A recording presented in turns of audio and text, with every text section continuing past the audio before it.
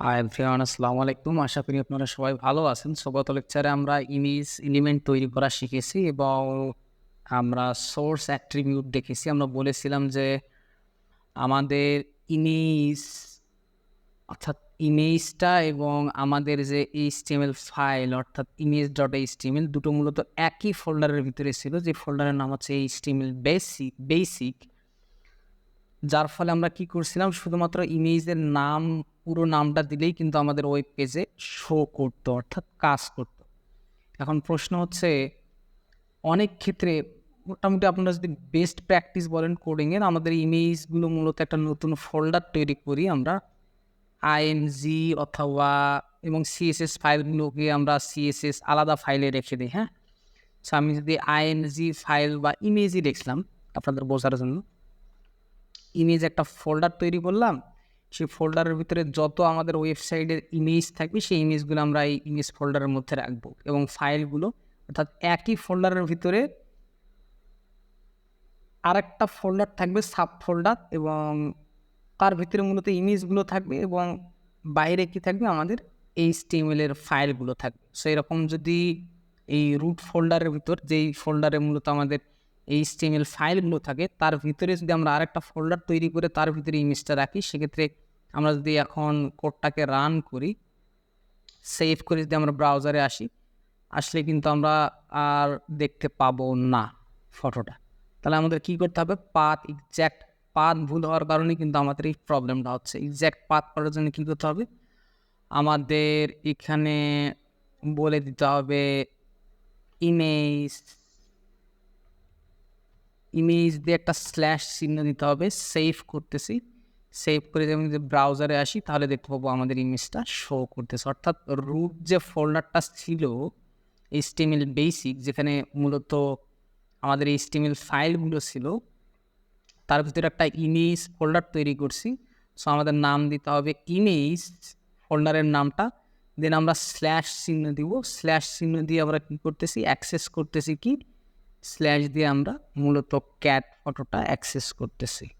ঠিক আছে, এখন যদি এমন হয়, মোটামুটি ওয়েব ডিজাইন ডেভেলপমেন্টের ক্ষেত্রে আপনারা দেখবেন যে এই এইচটিএমএল ফাইল যেখানে থাকে, যেই ফোল্ডারে, এখানেই মূলত আমরা ইমেজ একটা ফোল্ডার তৈরি করি এবং সিএসএস এর জন্য সিএসএস একটা ফোল্ডার তৈরি করি, জাভাস্ক্রিপ্ট ফাইলের জন্য এখানেই মূলত জাভাস্ক্রিপ্ট ফাইল তৈরি করে আমরা পাথটা বলে দিই। কিন্তু অনেক সময় যদি হয় যে আমি এইচটিএমএল বেসিক যেখানে আছে, অর্থাৎ এখানে আমি ইমেজ ফোল্ডারটা রাখলাম, অর্থাৎ এইচটিএমএল বেসিকের ভিতরে কি আছে, আমাদের ইমেজ অর্থাৎ এইচটিএমএল ফাইলগুলো আছে এবং তার সাথে আমরা একটা ইমেজ রাখছি, তার কিন্তু ভিতরে না।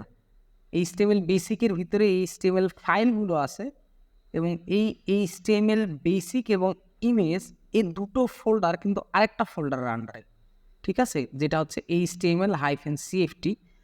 এইচটিএমএল বেসিক অর্থাৎ এইচটিএমএল বেসিক এবং ইমেজ, এই দুটো ফোল্ডার কিন্তু এখন কি রিলেটিভ। আমরা রিলেটিভ ইউআরএল শিখতেছি। তো সেক্ষেত্রে আমাদের কী করতে হবে, সেক্ষেত্রে এসে এই ইমেজের সামনে আরেকটা স্ল্যাশ চিহ্ন দিতে হবে। আমি যদি কোডটাকে সেভ না করি যদি ব্রাউজারে যাই, তাহলে ইমেজটা কিন্তু আর শো হচ্ছে না।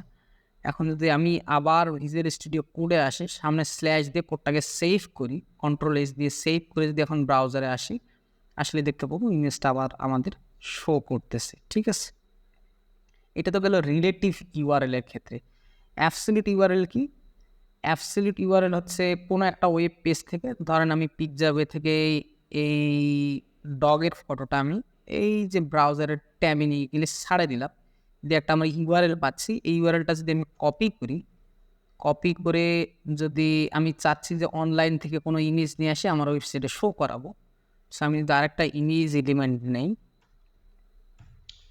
সোর্সের ভিতরে যদি আমি এটা কপি পেস্ট করে দিই, পুরো ইউআরএলটা অনলাইন থেকে আমরা যেটা নিলাম নিয়ে যদি সেভ করে যদি ব্রাউজারে আসলে আমরা দেখতে পাবো মূলত আবার এই যে নিচে আমাদের ডগের ফটোটা আমরা দেখতে পাচ্ছি। সো আমরা এখানে অল্ট ট্যাগের ভিতরে আমরা লিখবো যে ডগ ফটো এবং আমরা হাইট উইথ দিতে পারি। যদি বা সিএসএস দিয়ে আমরা কন্ট্রোল করবো, তারপরে ওখানে ইমেজটা ছোটো রাখার জন্য আমি বলতেছি পিক্সেল, দেন আমি উইথ বলে দিচ্ছি 100 পিক্সেলের।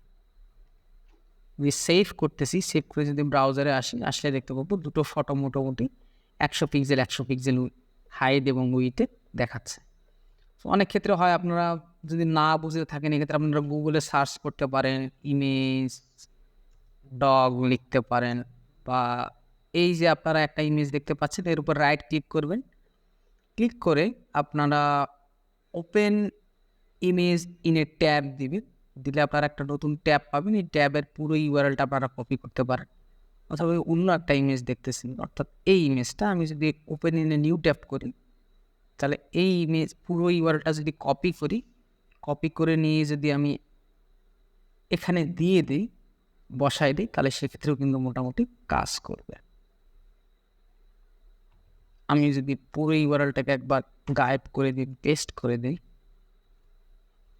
অর্থাৎ অনেক বড় ইউআরএল হয়ে যাচ্ছে।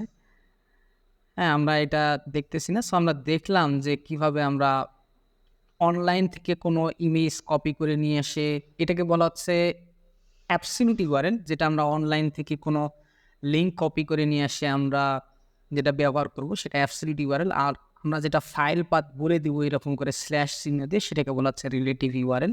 সো আজকে আমরা ফাইল পাথ পড়লাম, একই সাথে আমরা অ্যাবসলিউট ইউআরএল এবং রিলেটিভ ইউআরএল সম্পর্কে জানলাম। দেখা হচ্ছে পরবর্তী লেসনে। সে পর্যন্ত ভালো থাকবেন, সুস্থ থাকবেন। আল্লাহ হাফেজ।